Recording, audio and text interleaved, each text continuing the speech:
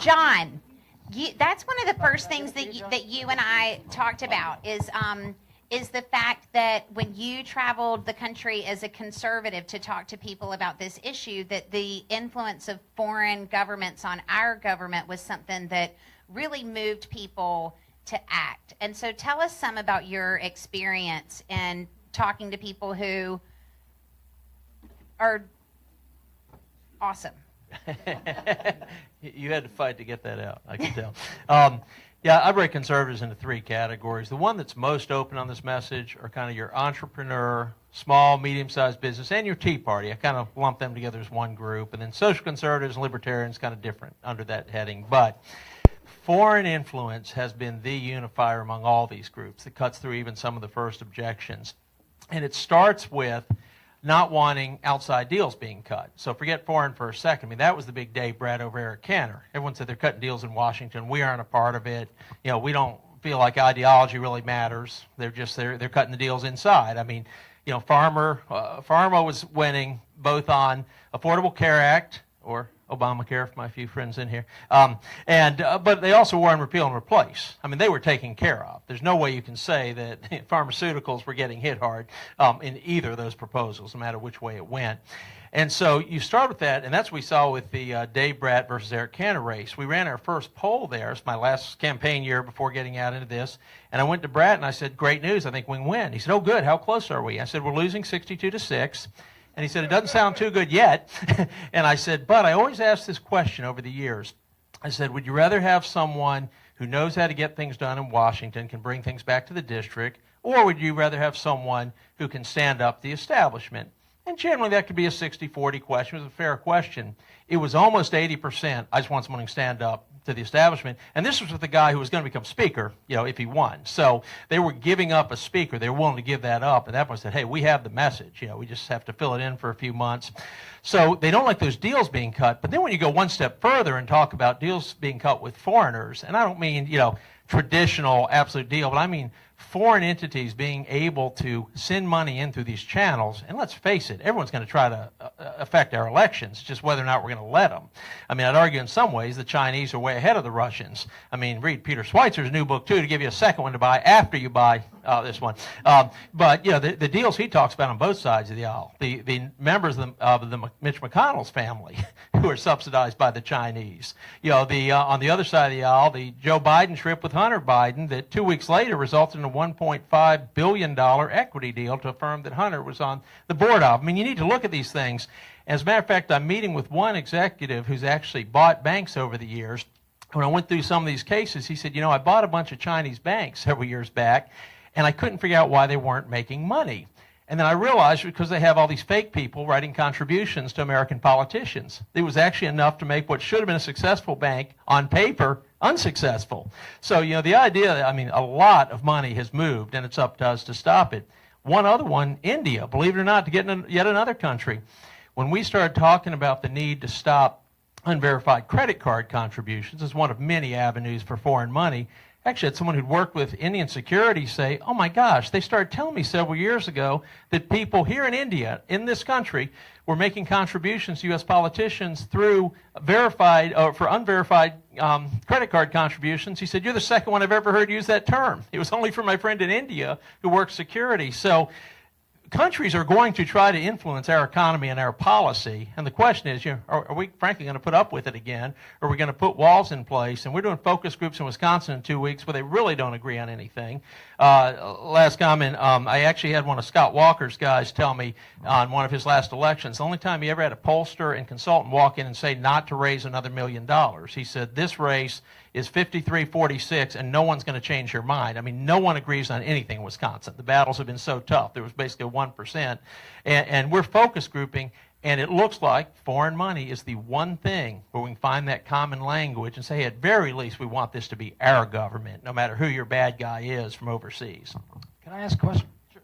If foreign influence is the unifier among conservatives, an issue that all conservatives can agree on, how do you explain the fact that the Republicans in Washington, in Congress, particularly in the House, have been so consistently dismissive of the Russian intervention in the election in 2016 to the point where they shut that, they make very little progress on the investigation. They dismiss it. They don't want to pursue it, and they continually apologize for President Trump and the many connections that have been established between his campaign and the Russians.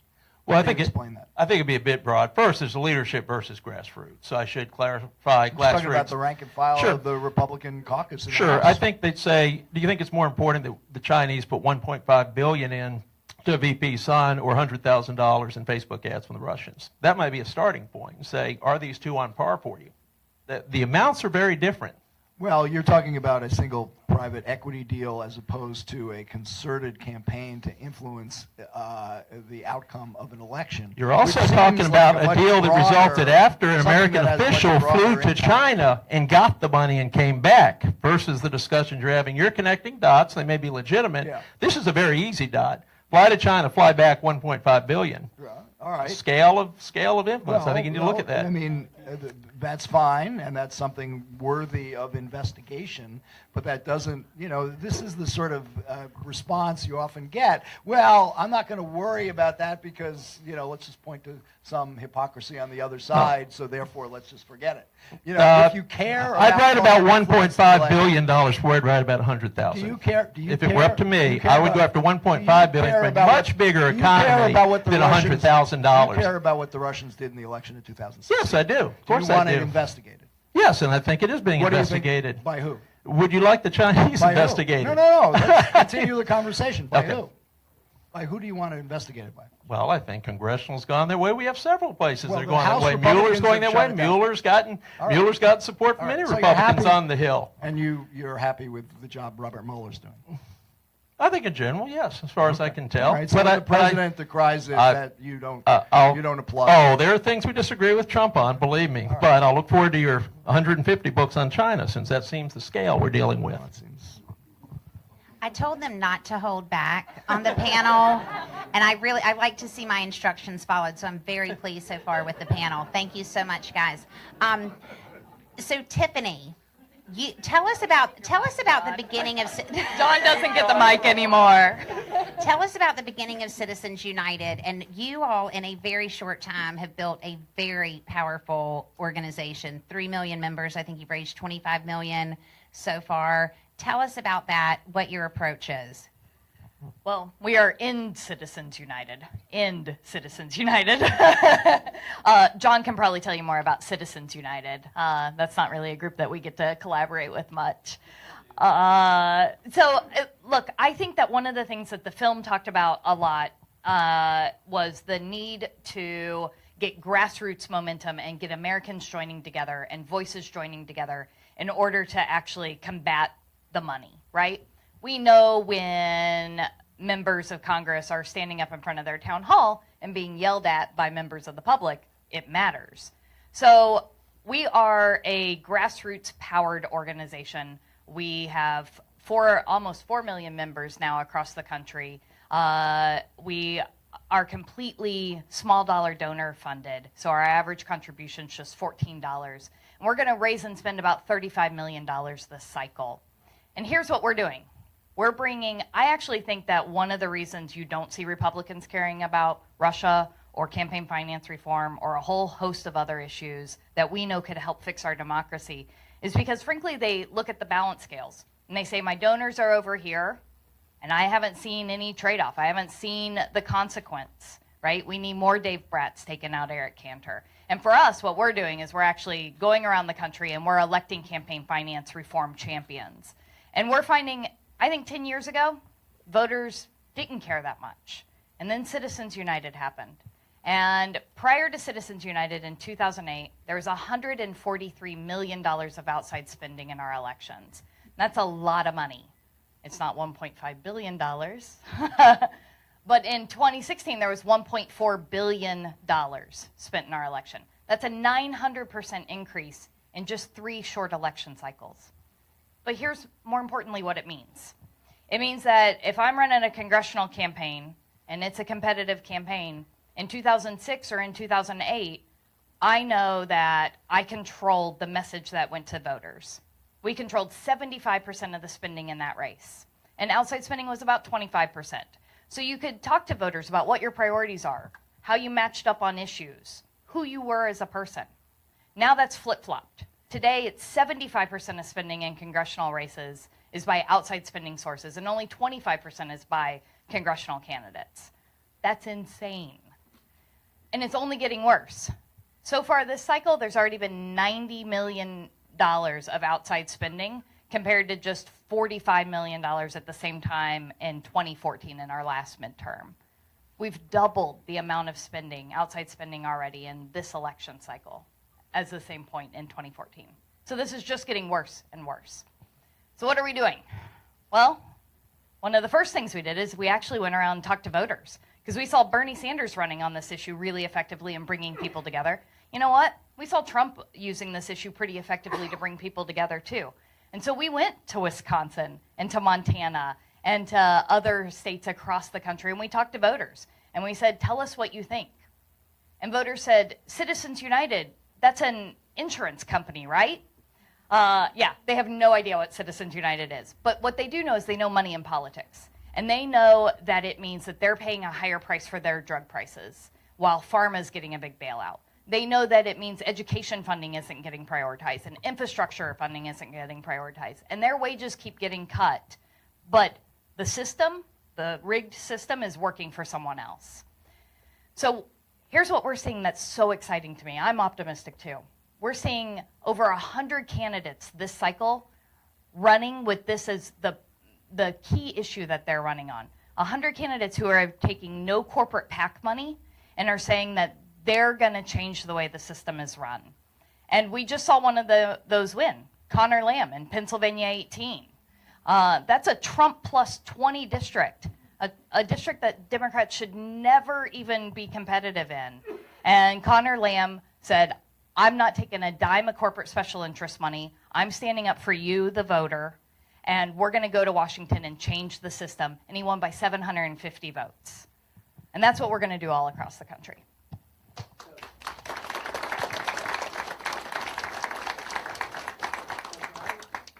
Can I jump in on something Tiffany said and a question back to Michael's question? Why aren't members of Congress doing more about this? You know, Tiffany's working the election angle, going out to get new candidates to campaign on it.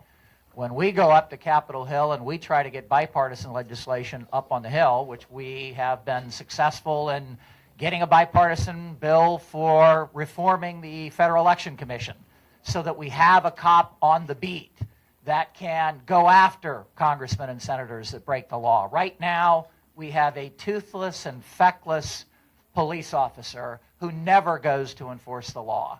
And the Federal Election Commission doesn't work, but we have bipartisan legislation to fix it. We have bipartisan legislation on small donor campaign reform.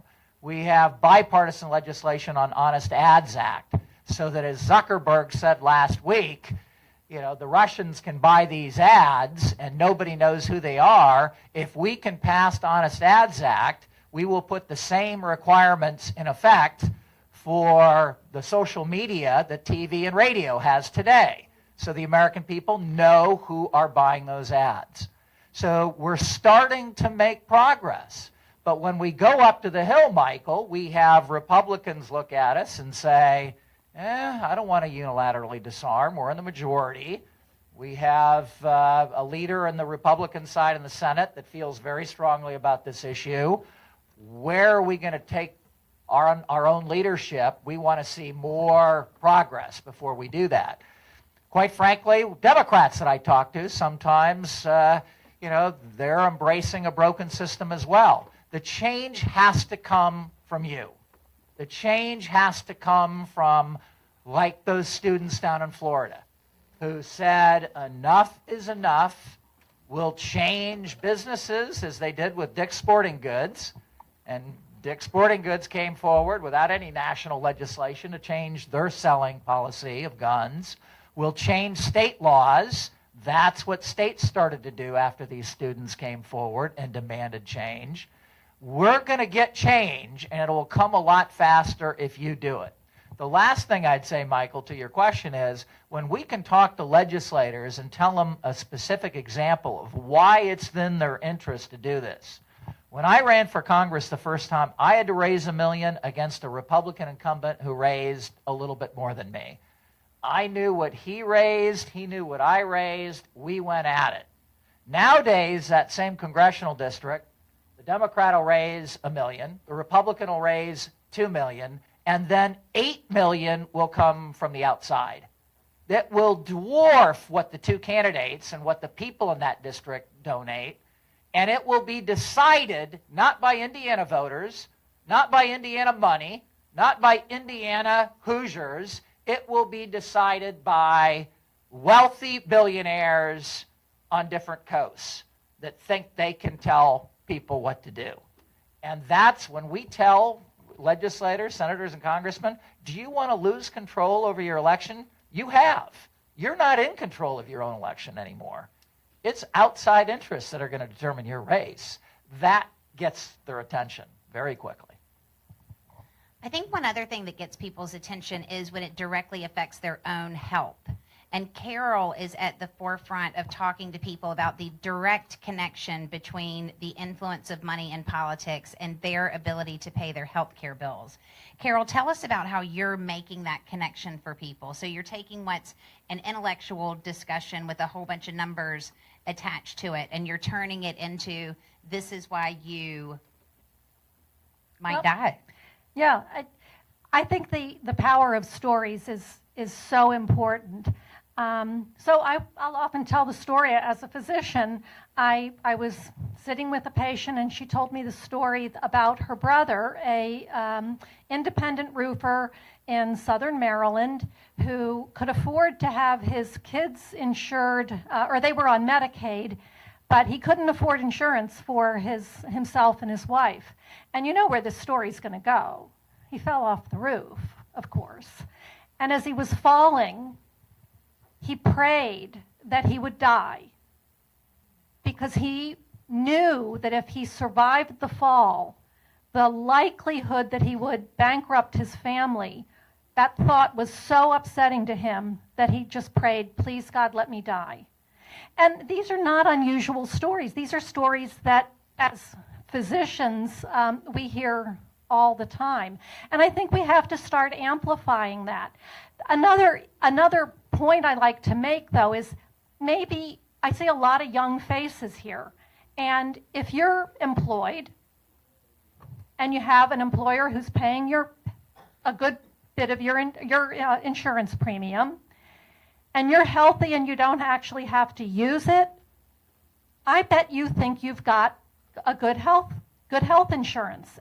And I bet you might even be afraid of something like expanding Medicare to everyone, which would mean you'd lose your private health insurance. We hear that a lot. Well, how many people in this room have actually had the experience of getting sick and having to use their health insurance? And was that a positive experience? Was that pleasant? Did you feel well cared for and come out of that experience without a great deal of financial distress or debt? I see some heads nodding. In the majority of American families, a $400 unexpected medical expense is a tremendous burden. So I think we have to take this message not just to the people who are poor and don't get health insurance and hence suffer needlessly, and we know die before their time because they can't access health care. But I think we have to also educate young, healthy people to realize that you really and truly are one job loss and one major illness away from at least financial distress, if not outright bankruptcy. Now, I mean, granted, if you are wealthy, then maybe you can assimilate that cost. But I would wager if you get a really serious illness, even really wealthy people cannot assimilate the kind of costs that are generated by our healthcare system. Great. Let's take a couple of questions from the audience. Hi. First, I want to thank everybody for being here and giving all the answers that you've given so far. And I just wanted to raise a question. It seems to be there's a lot of consensus, both from the folks in the video and here at the panel, on the specific pieces regarding money in politics that affect legislators, both disincentivizing legislators from sort of cooperating with the broken system, incentivizing them to listen to folks through small donor systems, and then also disincentivize and prevent lobbyists and corporations and other groups from getting involved. But I feel like there's also another piece of the reform movement that isn't really being touched on here, and that's the pieces that put strictures on voters from being able to really get their voice out through polls in the way that they should, and that's gerrymandering, and that's voter suppression tactics like voter ID, or the lack of things like same-day registration and early voting and automatic voter registration. And I know that those are issues that, especially for folks on either side of the continuum, there isn't as much consensus, but folks are starting to realize that big money, whether it's through the software that allows folks to draw maps or the ability to, folks who are able to go and early register because it's convenient, or only vote because they have the money and the time to do that. So I was wondering if folks could sort of speak to those aspects that weren't necessarily addressed in the film. I think it's a three-legged stool, right? And President Obama in his final speech talked about, if you want to fix our democracy, you have to get the big money out of politics, you have to restore and reform our voting rights, and you have to end partisan gerrymandering, because voters should pick their elected officials, not elected officials picking their voters, right? And I actually think that you see the two playing hand in hand. This is a midterm election. We're going to see mid 30% turnout in this election. And it's because all of these different pieces are chipping away at the faith Americans have in our system, that they feel shut out of the system because they're being drowned out by money. They feel shut out of the system because their vote doesn't count. They feel shut out of the system because they're literally not being allowed to vote.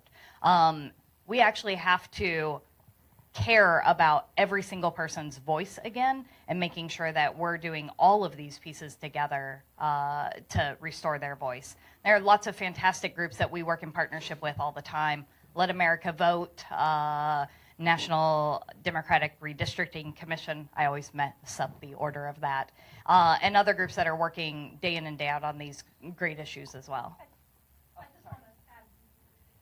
I think we also have to look at the fact that there's a great deal of systemic racism that is underlying the gerrymandering and the voter suppression. And Reverend Barber and the Poor People's Campaign, which is starting the day after Mother's Day and will go for 40 days, concluding on June 23rd with a massive march and rally in Washington, D.C. One of their primary demands is to address the systemic racism in all of its forms, but in voter suppression is one of their number one issues and concerns. Yeah, I think that's a great question.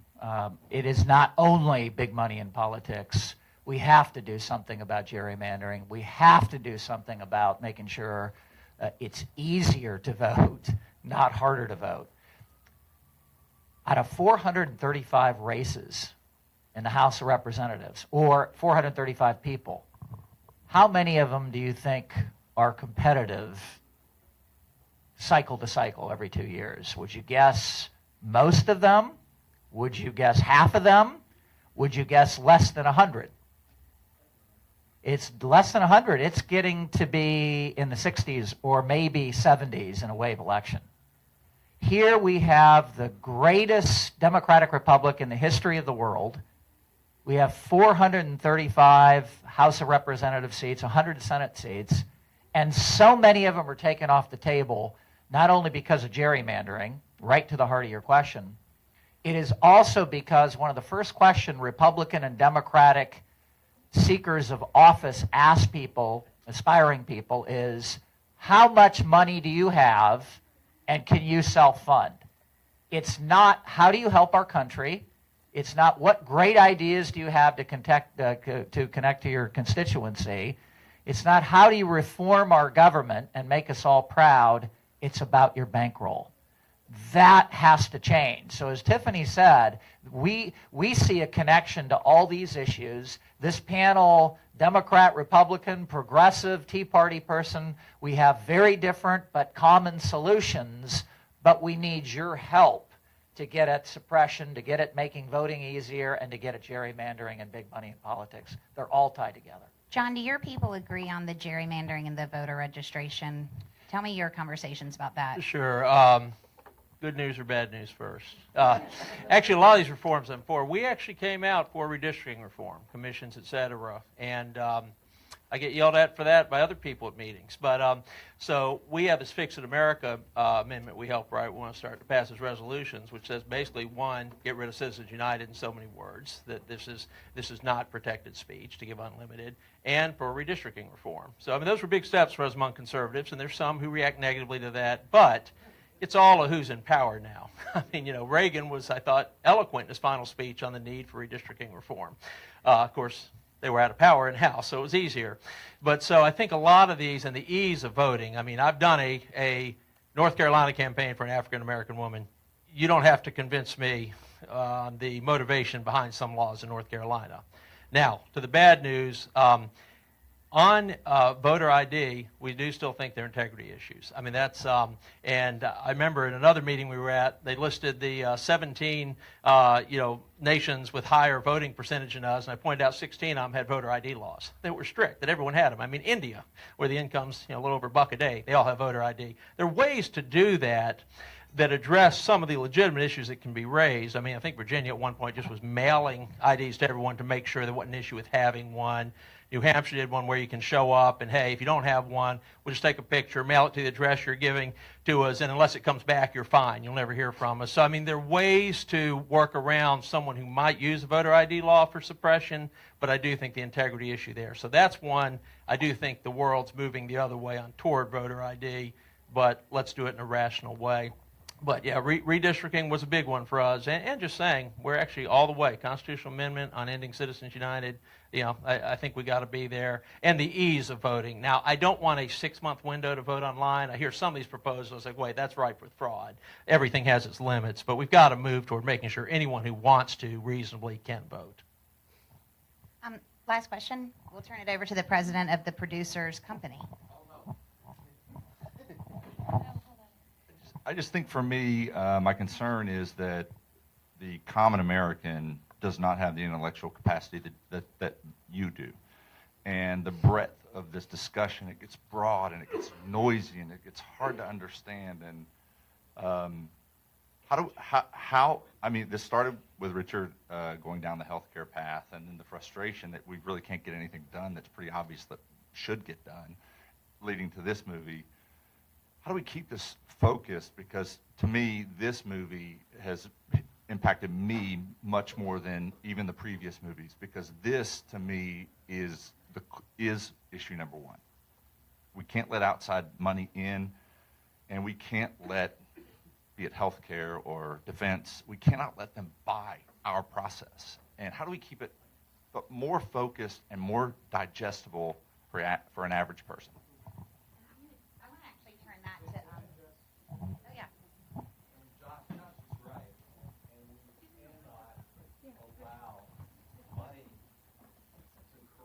Policy making. You guys are talking about elections. I'm sorry. We cannot allow money to corrupt policy making and policy makers. And that's what we're seeing in healthcare. We're seeing our most respected think tanks. And I'm a Democrat. I'm talking about the Center for American Progress, where they're raising $40, $50 million. There are 8 or 10 individuals, foundations that are giving $1 million or more, 5 of them are anonymous. They're coming out with a plan that includes called Medicare Extra, which is another incremental, non-workable plan. It's not. I've got it, at least something, and so what we're getting is these business interests that are buying experts, that are buying academics, that are buying our policy groups, and we need our reporters to investigate how that's happening, where this money is coming from, and the impact that it has. And so we do need to wrap up because it's time for cocktails and snacks, but we can continue this conversation at the restaurant. We can just walk over. It's a couple of blocks away. We can all go as a group. So I'm going to turn it over to Michael Isikoff to give us a final wrap up of the discussion and of that question in particular, because I will say, as a significantly younger staff person at the DNC in the 90s, fresh out of North Carolina, 20-something odd years old, John Wong sat not 20 feet away from me, and I didn't know why he worked that late and why every single person he seemed to talk to was Chinese. I thought, well, maybe they all live in California. I mean, I just didn't have any idea as a 20-year-old. And so, I mean, I do take the point that, Democrats in that era didn't want to hear about the coffees that they said were being sold for $100,000, and they didn't want to hear about the Chinese and the Buddhist temple and the yada yada. And now the Republicans don't want to hear about the Russians. Well, nobody wants to hear about anybody. And as the movie starts off saying, we're all sick or poor and, less safe than we ought to be because of all of this. As a journalist, Michael, you've been observing it. What are your thoughts? Well, it's great material for me. So in that sense, the influence of money in politics has kept me in business for many years. But it is fascinating to me the new ways that it seeps in. And I think your point about the think tank taint is exactly on point. You mentioned Center for American Progress. You had the New America Foundation just some months ago. Had fired a staffer who was pushing policy proposals that happened to offend Google, which happened to be a 7-figure donor to the New America Foundation. And to me, that really crystallized just how creepy this issue is, because I've been to events at the New America Foundation. I know people there. I always assume they're doing good work. They seem very earnest, and yet beneath the surface, you see how the power of big donations can set the agenda and distort the process. So. I just think that this is an area that is rife for investigation, and that the only way things change is to galvanize the public with exposure. We have to keep the shine as much light as possible on the many ways that that money distorts what happens here in Washington. Thank you so much for being here, y'all. Share the movie. It's out. People can see it. And meet us over for some cocktails and some continuing conversation about what we can all do together about this. Thank you so much.